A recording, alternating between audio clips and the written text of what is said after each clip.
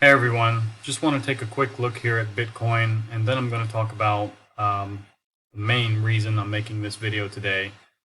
And first of all, let's just talk about Bitcoin here for a second. Now, on the weekly time frame, Bitcoin is really dumping. This is the biggest dump we've seen basically in a while. Now, we did have a couple weeks ago a candle. It dumped quite a bit, but right now this candle has bearishly engulfed the previous candle, which is a bad signal. However, not all is over yet. We're still early in the week. It's only Tuesday, and we have plenty of time. I do believe that this candle will look more like this candle in the end, or possibly it could be a kind of doji candle, as they call it, as well. But I have a feeling that we're going to be more like 2 weeks ago. We're going to see a candle kind of like this. But anyways, on the daily time frame, let's see, this, yeah, basically we're at levels like right now that we haven't seen since 24th of March, which, okay, that's not too long ago. If we go to the 4-hour chart here, you can see where are we at. Okay, now we are trending down. We are getting a candle right now. And this trend line that I drew it on the 1-hour chart, I believe. But if we can close this above this trend line, I believe that's the first good sign. Let me go to the 1-hour. Now, it does appear on the 1-hour that we have broken above this trend line. Now, this trend line, I don't know if I've drawn it exactly as it should be. It's kind of hard sometimes to pick a point, but you can see I started here at the top, and I connected the first couple of hourly candles and just drew it down. So we were getting a lot of resistance earlier today. You can see that these candles were not able to push above. We did earlier in the day, we tried to push above it, but we got rejected. But now it appears that we are getting a little bit of a push. So I think our next resistance basically we have to break is about 65, we'll just call it 0.8. And if we can do that, the next resistance is sitting about 67 point, we can say just 9. So it's 67.833 according to this. But let's just say 67.9. If we can close above that, that would be another good signal. It does look like we almost made this trend line support too, by the way. It didn't quite touch it, but it's, like I said, this trend line isn't drawn probably exactly as it should be. So maybe, that's another good sign. We got support here.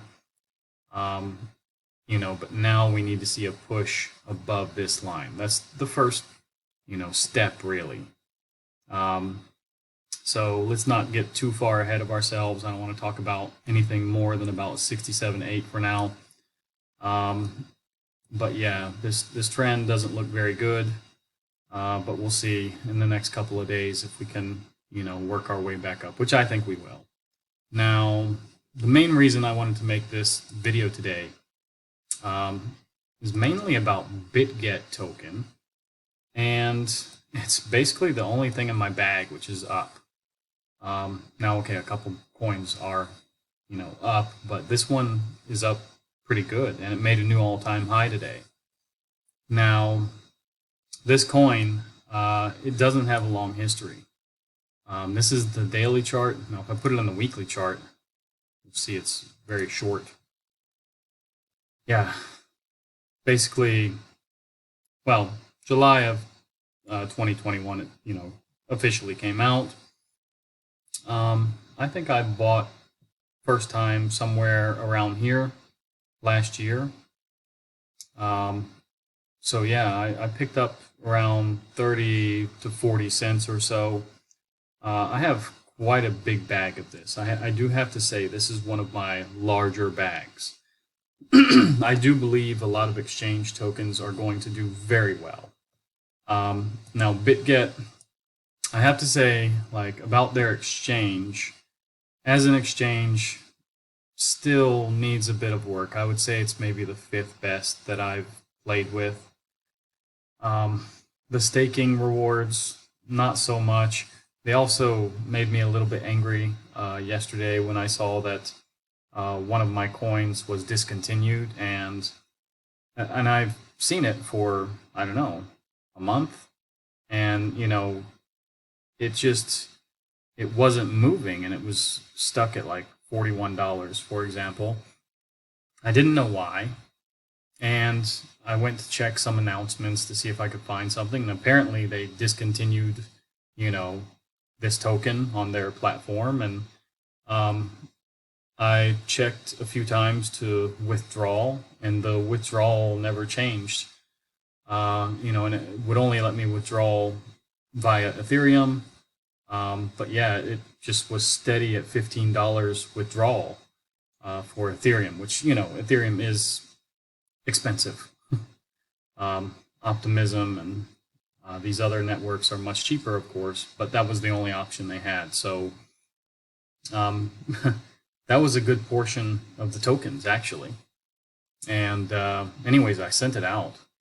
And yeah, that just, you know, kind of made me angry that, you know, I don't know why they were stuck like on a one rate for Ethereum. Even if they discontinued the token, you know, I would have rather have waited until maybe it was like $7 or $8 or something, you know, before withdrawing and not 15. So anyways, yeah, that was just one thing I didn't like. But the staking rewards really, you know, they're, we can say, competitive, but they're not excellent. The platform is simple to use. The app is okay. Anyways, you know, I think this token is going to do very well. As you can see, this is the weekly time frame. So the last 3 weeks, it's, you know, really done very well. We are seeing a lot of structures like this, by the way, where they go up significantly and then they dip. Now they're all coming back up. And I do believe if we close up here, we're going to see Bitget, you know, token rocket. You know, I don't know how high, because, you know, it's kind of hard to say. This token has only really gone up. It's never really had kind of a bear market, we can say. You know, here's the daily time frame as well. Looks very good. It's staying with the trend line.